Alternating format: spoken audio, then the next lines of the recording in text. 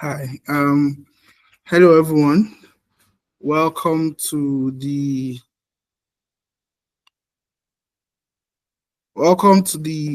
World Day of Social Justice commemoration event. It's also the opening event for the Hjiuf spoken word contest. My name is Obina Odochku, and I'm happy to have um, some of the very incredible speakers and judges that we have for today's event. We're going to begin by, of course, speaking about the foundation, because we're here um, in light of the foundation's vision. I'm just going to do a brief rundown on the foundation. Honorable Justice Innocent Umezilike Foundation. We are a humanitarian and legal education nonprofit founded in honor of Honorable Justice Innocent Umezilike OFR, inspired by his works and contribution to the society at large.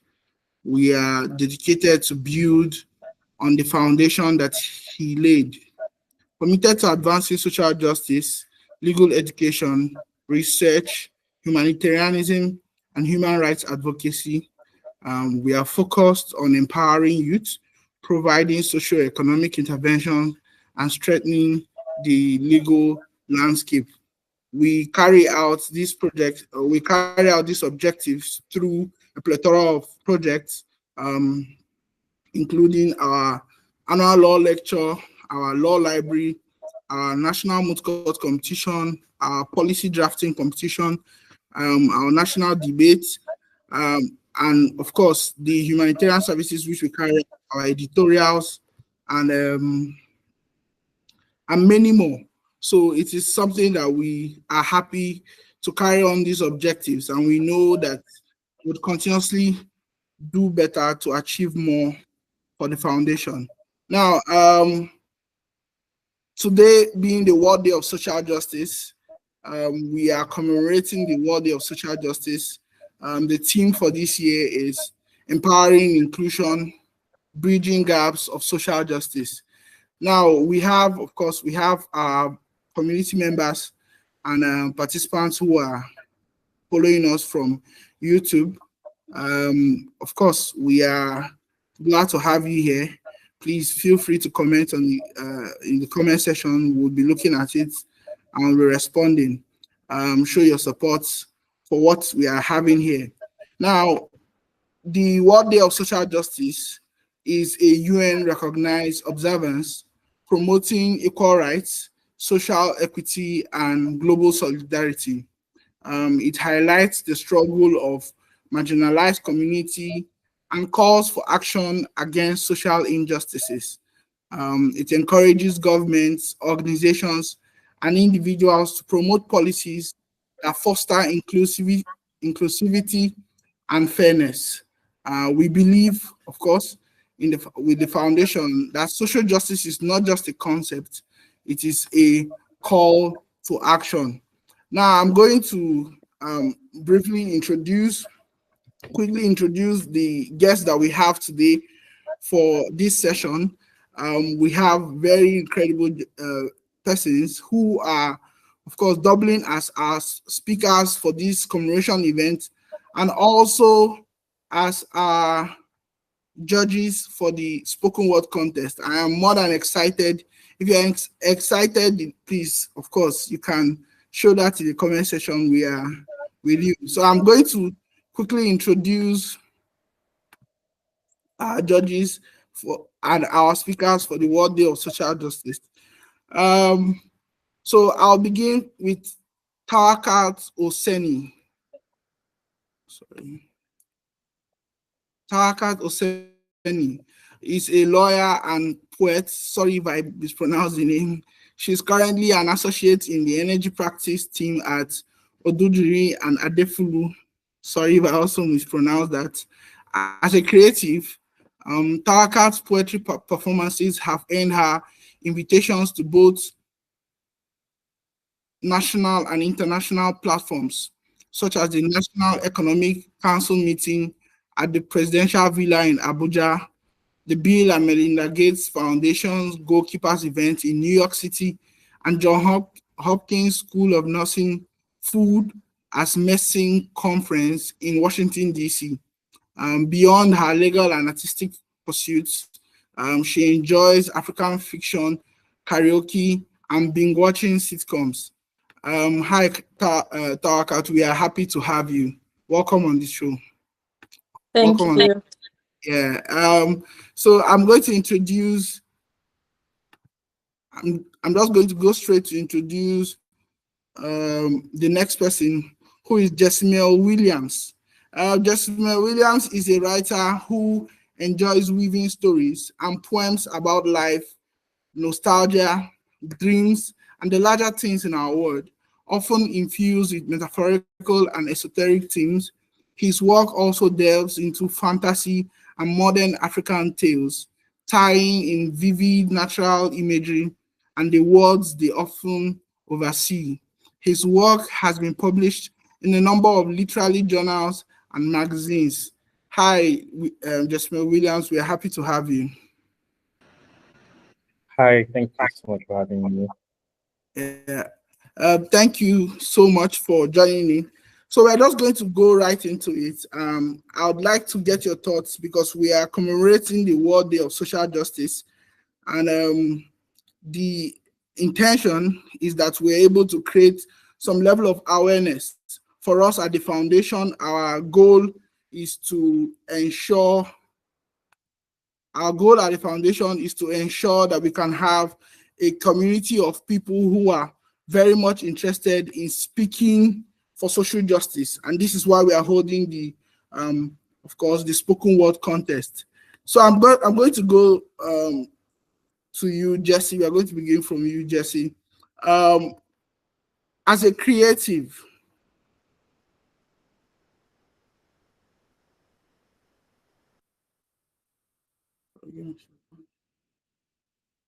okay.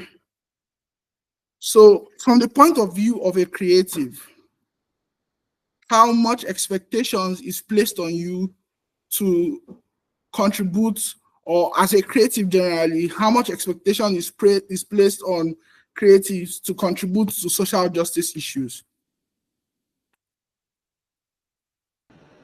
All right, great. First off, I just want to say thank you again for having me. It's a great opportunity to get to actively get to speak on social issues and their relevance in our society. So I think as a creative, there is a social obligation towards social issues um, for a lot of reasons. One major thing is that I believe that stories are an essential part of our human history. And the stories that are told about specific narratives are how people go on to view these things long term. I think one major thing that has stood out, excuse me, one major thing that has stood out with regard to how we understand even the feminist review in current day is based off the narrative that artists like Chimamanda have written and put to narratives. And I think that long term, artists and creatives have an obligation to craft specific stories about the narratives in our world. And this has, majorly to do with social issues. So whether this has to do with inclusion, whether this has to do with accessibility for disabled persons, whether this has to do with navigating underserved communities, whether this has to do with mental health, or whether this has to do with even just providing, access, I would say unlimited access, basically, to people of all backgrounds. I believe that as a writer in your work, you actively should spend a lot of time ensuring that you're pushing forward those narratives. But more than anything else, long term, I think one thing that we often forget is that our works leave legacies. One major thing that stands out with that regard is George Orwell's 1984. I think that is one very solid text that often talks about the dynamics of political spaces, the dynamics of fascism, and even social issues, and how the world can be if particular things are not curtailed. And I think that there's an opportunity in there for those of us who are in the creative space to sort of see ourselves as trailblazers. Now, in a sense that you might not understand the impact or viability of something that you've written or done while in the moment, but long term, eventually, those who will have access to the things that you've put to paper will tap into these narratives, will start to understand these narratives. Long term now, I mean, it's been years since Chimamanda wrote Dear Joella. And even till now, you find people still refer back to it as a primary manual for feminism and feminist equality in our society. And I think that that is something that stands out with regards to social issues. So, in the sense for how you as a creative have an obligation to present yourself for social issues, I think that it is more of an ethical obligation, sort of like the Hippocratic Oath as well. As a creative, you understand and you know that the things that you write, the things that you create, the poems you put together, and that's outside of even just like poetry and writing in movies, in film, in music. The things that you create help to give people an idea of how to view the world as a whole. And I know there's one thing that we often say that art imitates life. But one major thing also is that life sort of imitates art as well. There are young people who are going into the world, older people who are in the world, and when faced with new social issues, when faced with new situations, whether that's conflict between countries, whether that's situations like what's going on in Congo at the moment, people do not understand how to feel about a particular thing at a particular time. However, art has the opportunity, art has the, I would say, the ability to build narratives for people. And what that means is I believe that art can predict life. And in a sort of way, when you can point in a direction where people can start to go when they come in contact with these situations, with these issues, I think that there is an opportunity in there for us to just do better as not just as creatives, but as a world as a whole, and sort of just point attention to issues that people may not have given as much attention to in the past. Outside of that, I believe that creatives also focus a lot on community. There's a lot of opportunity in being able to bring people together to understand a specific narrative, as well as to share similar ideas. And I believe that the Aki Festival is something that is similar in that regard. At the last session, a major focus was cancer. And I think that that's something, it's an important issue in society. And being able to point to these social issues within our communities can actively help build awareness and even also just drive action and advocacy for those around us. I think long term, one of the major things that while being early stage in my creative path, I got to be in a lot of organizations and a lot of spaces where people advocated for education for people of all ramifications, basically people in all spaces. And that is something that I believe now to also be really important and has also permeated even how I view the world and the opportunities actually be available for every individual. And I think that, moving forward, I feel an obligation as an individual, and I think every creative should, to pay it forward. You got the opportunity to build a narrative of a positive worldview. Now you have a chance to do the same for others. And I believe that, there is so much ahead for those in that space, for those in the creative space to be able to, I want to say, just shine the light for the world as a whole and our creative communities as well. So thank you very much. Yeah, thank you very much for such a beautiful response. Let me get your thoughts on this as well. So, what do you have to say about the I think the niche of creatives who see this, of course, advocating for social justice in a lucrative manner? Because I know for sure that, of course, there are certain instances where people tend to benefit. I think it's been in the news, the USAID issues and the questions as to the intentions of people, the true intentions of people when it comes to advocating for issues in society. So what do you have to say about that? What do you think about the monetization of that sector, and how do you, what's your opinion on that in that regard? Yeah. Okay, great. I think that's a great question, actually. So I think one major quote that has stood out for me with regard to advocacy and social issues, I think this was by Noah Yuval Harari, and he said something about how the state of, or the ideal, not, I wouldn't say the ideal, but the state of our world, the way in which we can best view the state of our world is in the state of the lives of, in air quotes, the lowest people in our world.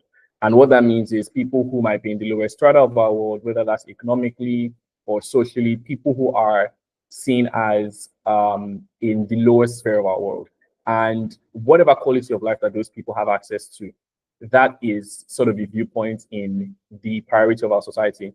So I think that while I mean there are a lot of people who might see these things as an opportunity for a lucrative approach, I understand that I mean in certain scenarios, people who do these things for a living sort of need an opportunity, to actively have things that a daily living. I mean, outside of just being able to perform these activities, you want to be able to just have a living. You want to be able to afford a home. You want to be able to afford, just the basic things.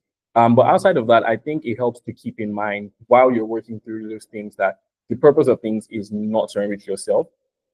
Because in a sense of way, if you are someone who is invested in making life better for others around you, if you constantly know that or at whatever time that you have expended a resource available to you more than you needed to, someone else is going to suffer for that. And that's just how the world is designed. There's finite resources, and what that means is that if at any point anybody expends more than what they're supposed to or more than what is required of them, somebody else gets the front end of that. And I think that it's just a consensus thing to just be able to, view your work in that light. And sometimes it may just be something as minimal as, say, perhaps we have to interact with an NGO and you have to work on a project for it. And sometimes some people might say that, it's a great enrichment avenue. But being able to view that, whatever expenses or whatever funds it is that you have not sort of amassed for yourself can go into other avenues for people who do not have the opportunities that you do. I think it sort of helps to keep you grounded long term. So yeah. Wow. Thank you so much. Thank you so much for that response. Yes, for those who are just joining, we are speaking on the World Day of Social Justice, speaking on bridging gaps for social justice, empowering inclusion. And I think it's always an important conversation because, of course, there are various social justice issues. There's disability inclusion, there's climate change, there's poverty. I mean, literally everything around the Sustainable Development Goals speaks to one or two of social justice issues that exist. And from the foundation, we believe strongly that everyone has to be a social justice warrior. Everyone has to be a social justice advocate, even if it's in your community or even if you are doing it in form of a job per se. I think that's from the last question which I asked. And so we believe that it's important that everyone be involved in advocacy for social justice. And we are glad to have two incredible individuals here who will serve as judges for our contest and who also, of course, are giving us a lot in terms of quality. So I'm going to go straight to the next question, Tower Cat. This question is within the context of Nigerian, because I think that's an important question that comes to the mind of a lot of creatives or a lot of people who are trying to be advocates in the Nigerian space. From the context of a Nigerian and considering the constant fear, and this is something that, of course, this is something that as a lawyer, you have the understanding of the depth of fear that exists and the suppression in certain instances that exists for people who speak for certain social issues. So from the context of a Nigerian and considering the constant fear that is tied to speaking for reforms, how does a social justice advocate in Nigeria navigate such difficulty, of course, without abandoning the cause? Over to you, Tom.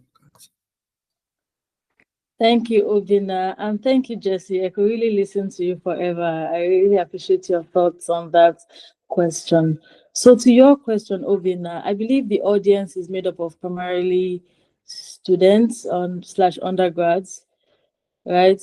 So I think most people start writing poetry as a tool of comfort, as a channel to interpret their thoughts. It's for comfort primarily. Then people start to understand that it is also a channel for connection, people understand that poetry unites. And this is how people end up using poetry for social issues. So when you think about it from that angle, is it to understand that it's sort of a sword and a cushion at the same time. So social advocacy in this context will be, how do we use poetry in a way that the flowery connection that poetry comes with generally can appeal to people who do not support the stance that you have. Think about major social changes. Think about all these Black Lives Matter, NSAS. People like it. People like things that unite them. So addressing social issues generally should always come from a place, I mean, for poets now, should also always come from a place where you find the connection, you find what unites us, and they use language that reflects that. It's appealing, it has that element of connection. That is how people find it acceptable. That's how people find it easy to understand in the first place. Then regarding the law and how people it's a bit dicey, particularly because of the type of country that we live in. But I always advocate for treading, carefully. That is putting poetry out in a way that yes, this is really it's really it's talking about the social issue you are trying to cover. At the same time, you're careful, because the kind of country we live in is not one where you think being an advocate, there are shields of any kind. It's dangerous, so Yeah. if there are poets who really want to go full in on social, because I will put your flowery words out, but be careful, because even people who are solidly like 2 feet in the legal space, I mean, you see them all the time getting in trouble. So put your word out. The right audience will hear it, but I advocate, being careful. Yeah.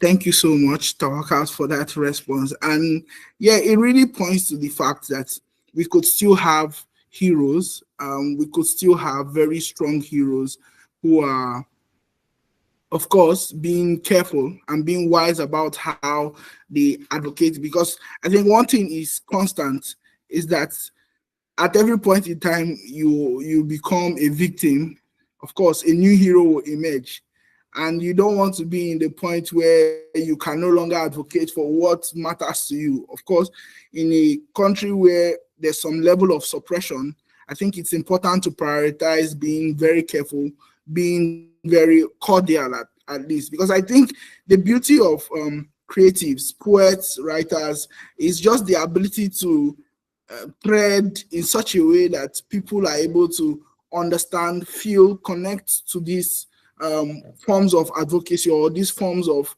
content, and at the same time still have a feeling towards change. And I think that's, of course, which is the ultimate goal. So that level of care is something I definitely recognize and I definitely respect. Thank you so much. Thank you so much for your contributions to this topic.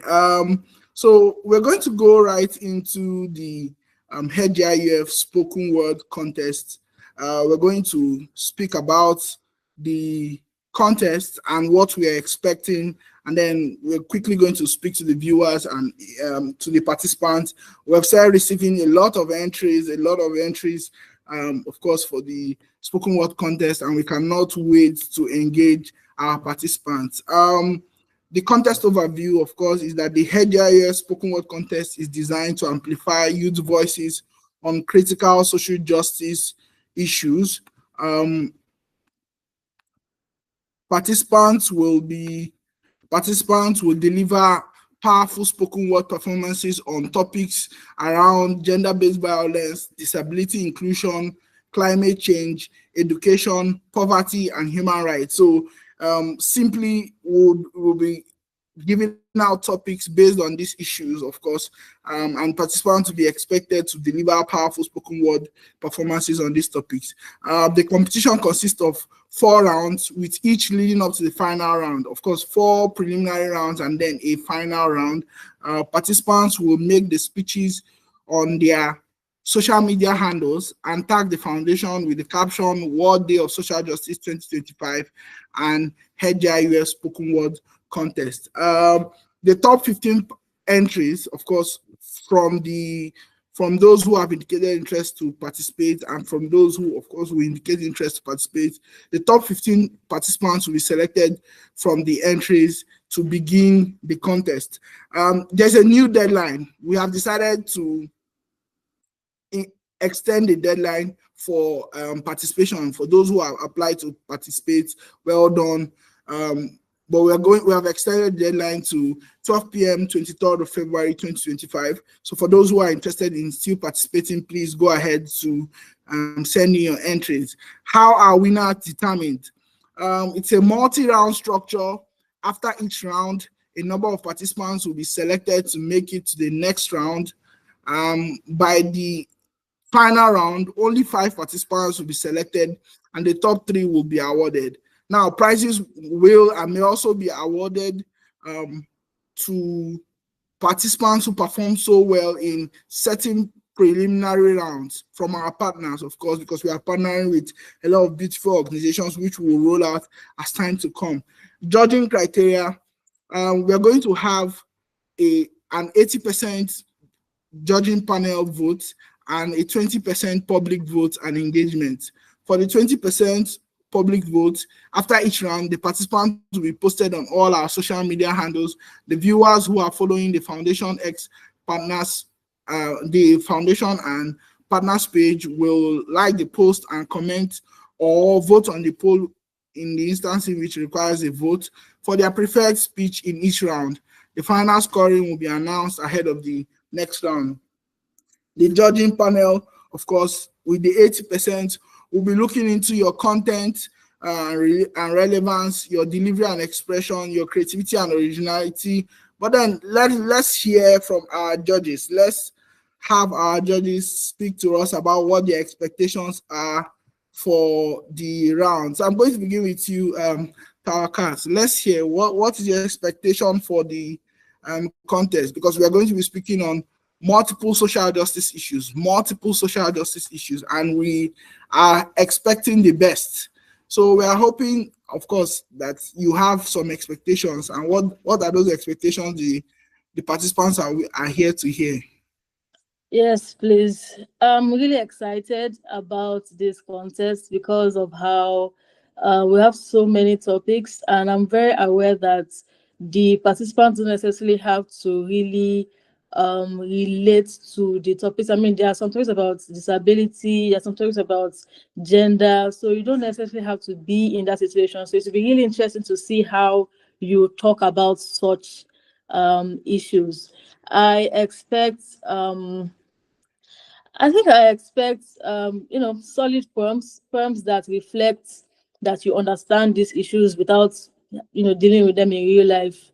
Poems that reflect that you've read a lot of poetry and you have deep appreciation for good poetry. So yes, I'm really excited. I can't wait to see the entries. Oh, thank you very much. So let's hear you, Jasmine Williams. What are your expectations from the participants? All right. So I think it sort of ties in with what Tawakal said as well. I think I'm looking out for a lot of creativity with regard to these poems, but I think also you may not have had to have some of these experiences to be able to tell stories about them.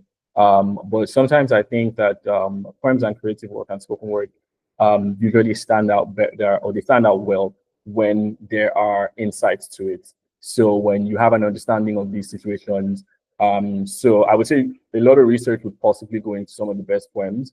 You're trying to understand people who are in some of these spaces, what are their day-to-day lives like, what are the problems that they face, and sometimes it might just be the most minimal and the littlest things that you are able to convey within those poems and the spoken word. So I think I would say we're looking for interesting things, something that actually just steps out of the box altogether. But yeah. Oh well, thank you very much. I personally I'm an onlooker here, and I'm really really excited about the possibilities in this competition. I think one thing that is very important, and I think one thing that should always be a priority, should be like the roundedness, the well-roundedness of an individual, your ability to be involved in issues, because empathy does not, of course, you don't need so much knowledge to empathize, but I think a level of understanding is always important. And I think that understanding will come into play in the way they're able to play out certain topics. It's going to be very heated, very short timelines to produce your videos or to produce your spoken word contest. And I'm really excited about the possibilities in this competition. The participants, of course, would be, for the participants, would reach out to you, you have a platform, and all the modalities that we have mentioned here will be, of course, sent down to you. And we're hoping to have a very beautiful contest. Ladies and gentlemen, we are now at the end of the commemoration events for the World Day of Social Justice. I'm going to just call on our speakers to give us their final words, any comments, final thoughts, and then we would close for the day. Let me begin with you, Jesse.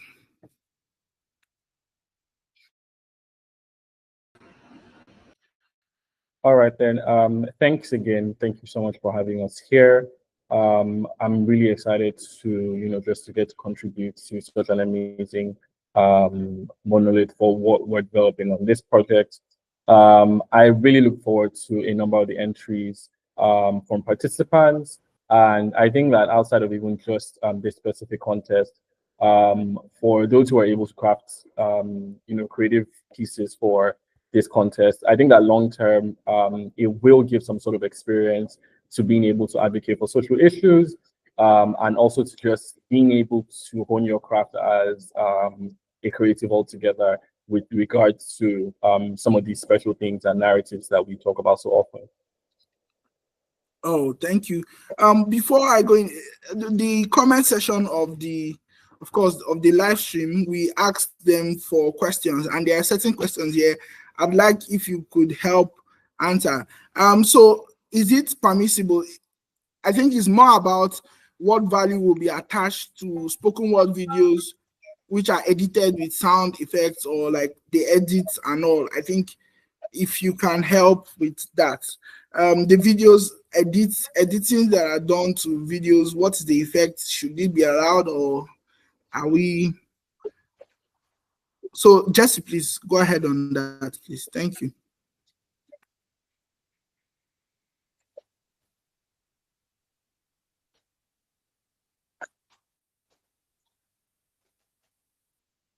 Is it just me, or it seems I can't hear? I think it's cracking from his end. Okay. Okay. Please go ahead on that, Tawakat. Please respond to that. Thank you. Okay, I think it will be creative for people to just do. Okay, so I think that question is actually a little nuanced, but I think that in terms of creativity, I think that if these edits are things that help your web.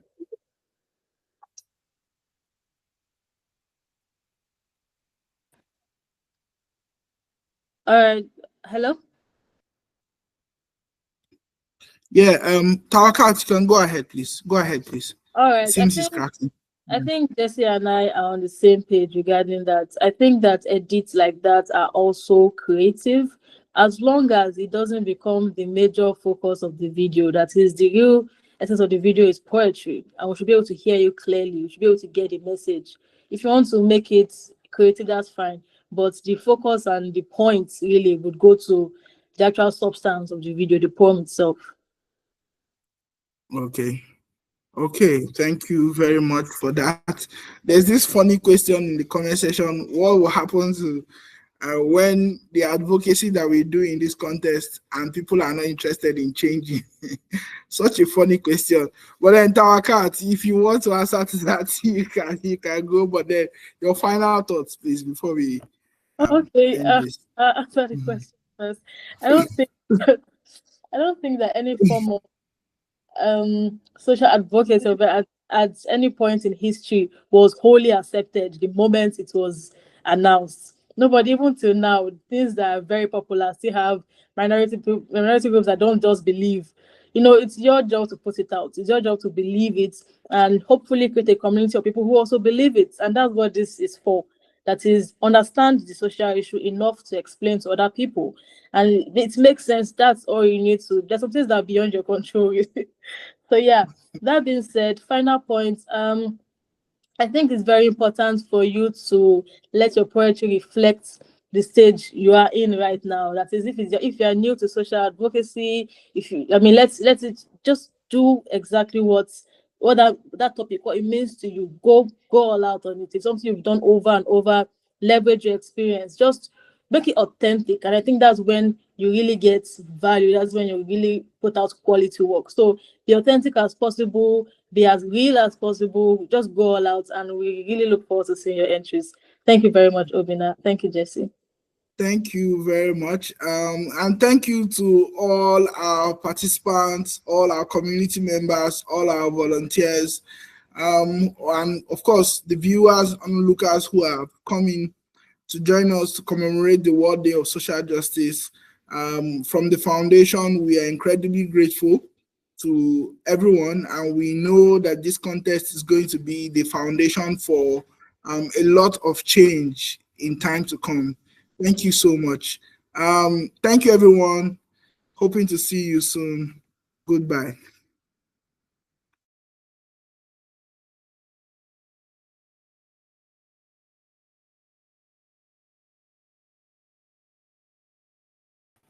Thank you, Jesse. Thank you, Tawakat.